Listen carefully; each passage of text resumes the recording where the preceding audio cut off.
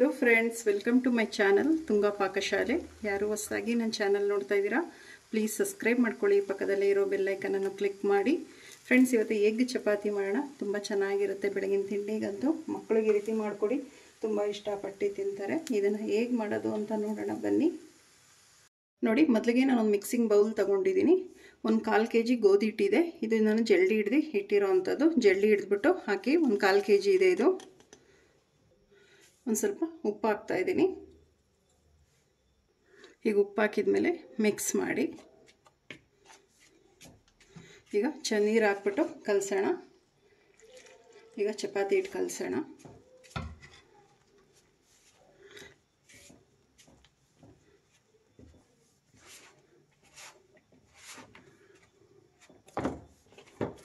ನೋಡಿ, ಇಷ್ಟು ಸಾಫ್ಟ್ ಆಗಿದ್ರೆ ಸಾಕು. ತುಂಬಾ ಗಟ್ಟಿನೂ ಇಲ್ಲ, ತೆಳುವೂ ಇಲ್ಲ. ನೋಡಿ ಎಷ್ಟು ಸಾಫ್ಟ್ ಆಗಿದೆ. ಈಗ 1 ಟೇಬಲ್ ಸ್ಪೂನ್ ಅಷ್ಟು ಎಣ್ಣೆ ಹಾಕ್ತಾ ಇದ್ದೀನಿ ನಾನು.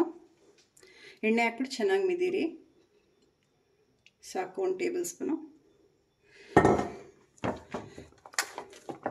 ಮಿದ್ದಷ್ಟು ತುಂಬ ಚೆನ್ನಾಗಿ ಬರುತ್ತೆ ಚಪಾತಿ ಸಾಫ್ಟಾಗಿ.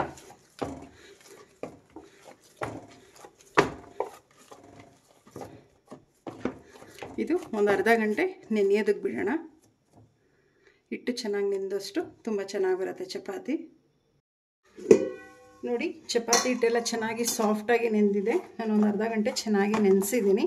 ಸಾಕು ಇಷ್ಟು. ನೀವು ಚಪಾತಿ ಯಾವ ಸೈಜಲ್ಲಿ ಮಾಡ್ತೀರಾ ಆ ಸೈಜಲ್ಲಿ ಉಂಡೆ ತಕ್ಕೊಳ್ಳಿ ಫಸ್ಟು. ನೋಡಿ, ಸಾಕು ಇಷ್ಟು. ನಾನು ಈ ಸೈಜಲ್ಲಿ ಮಾಡ್ತೀನಿ. ಇದೇ ಥರ ಎಲ್ಲ ಉಂಡೆಗಳು ಮಾಡ್ಕೊಳ್ಳೋಣ. ನೋಡಿ, ಎಲ್ಲ ಉಂಡೆಗಳು ಮಾಡ್ಕೊಂಡಿದ್ದಾಗಿದೆ. ಈಗ ಚಪಾತಿ ಲಟ್ಟಿಸ್ಕೊಳ್ಳೋಣ.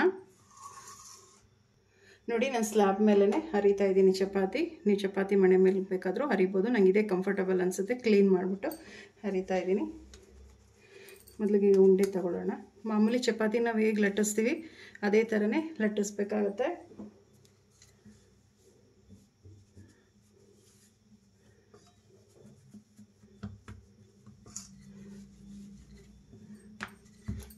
ತೆಳುವು ಬೇಡ, ದಪ್ಪನೂ ಬೇಡ, ಮೀಡಿಯಮಾಗಿ ಲಟ್ಸಿದ್ರೆ ಸಾಕು. ಈ ರೀತಿ ಮಕ್ಕಳಿಗೆ ಮಾಡಿಕೊಡಿ ಬ್ರೇಕ್ಫಾಸ್ಟ್ಗೆ, ತುಂಬಾ ಚೆನ್ನಾಗಿರುತ್ತೆ.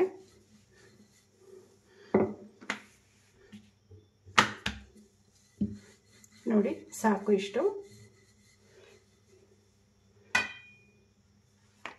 ನೋಡಿ, ತುಂಬಾ ದಪ್ಪನೂ ಇಲ್ಲ, ತೆಳುವು ಇಲ್ಲ, ಇಷ್ಟು ಸಾಕು. ಎಲ್ಲ ಚಪಾತಿಗಳು ಸೇಮ್ ಇದೇ ಥರನೇ ಲಟ್ಟಿಸ್ಕೊಳ್ಳೋಣ. ನೋಡಿ, ಚಪಾತಿಗಳೆಲ್ಲ ರೆಡಿ ಆಗಿದೆ. ಸಾಕು ಇಷ್ಟು.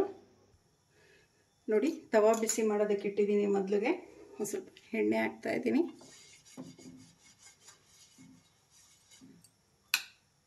ತವಾ ಬಿಸಿಯಾಗಿದೆ. ಚಪಾತಿ ಹಾಕ್ತಾ ಇದ್ದೀನಿ.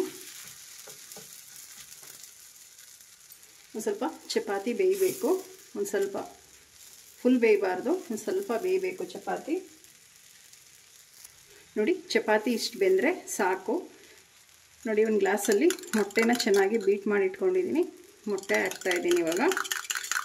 ನೀವು ಡೈರೆಕ್ಟು ಚಪಾತಿ ಮೇಲೂ ಕೂಡ ಹಾಕ್ಬೋದು, ಬಟ್ ಹಿಂಗೆ ಬೀಟ್ ಮಾಡಿ ಹಾಕೋದ್ರಿಂದ ಬೆಸ್ಟು.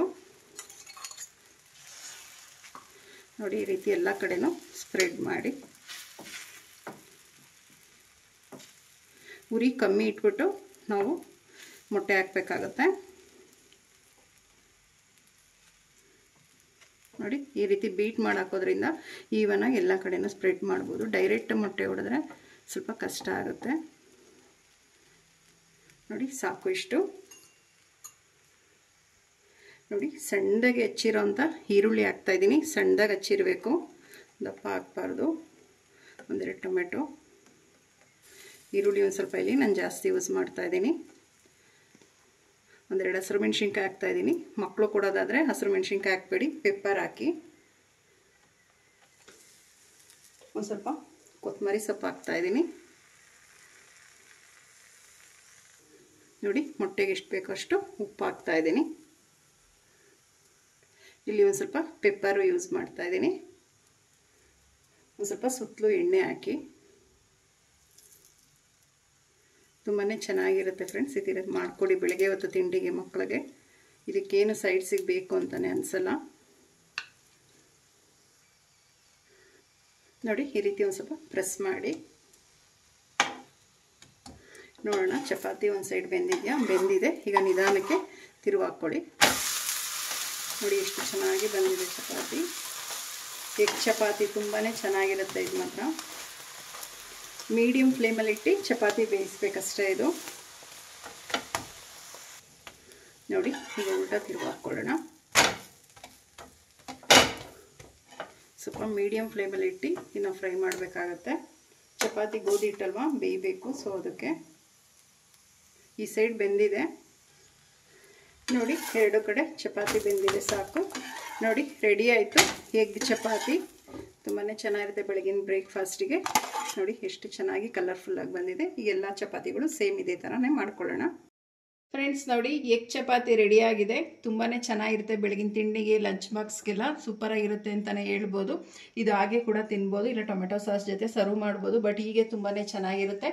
ನೀವು ಒಮ್ಮೆ ಟ್ರೈ ಮಾಡಿ ಹೇಗೆ ಬಂತು ಅಂತ ಹೇಳಿ. ನಿಮಗೆ ವಿಡಿಯೋ ಒಂದು ಸ್ವಲ್ಪನಾದರೂ ಇಷ್ಟ ಆಗಿದ್ರೆ ಫ್ರೆಂಡ್ಸ್ ಆ್ಯಂಡ್ ಫ್ಯಾಮಿಲಿ ಮೆಂಬರ್ಸ್ಗೆ ಶೇರ್ ಮಾಡಿ. ಪ್ಲೀಸ್ ನಮ್ಮ ಚಾನಲ್ನ ಸಬ್ಸ್ಕ್ರೈಬ್ ಮಾಡಿ, ಪಕ್ಕದಲ್ಲಿರೋ ಬೆಲ್ಲೈಕನನ್ನು ಕ್ಲಿಕ್ ಮಾಡಿ. ನಾನು ಯಾವುದೇ ವಿಡಿಯೋ ಹಾಕಿದ್ರೆ ನೋಟಿಫಿಕೇಶನ್ ಬರುತ್ತೆ. Thank you for watching. ಮುಂದಿನ ವಿಡಿಯೋದಲ್ಲಿ ಭೇಟಿಯಾಗೋಣ. ನಮಸ್ಕಾರ.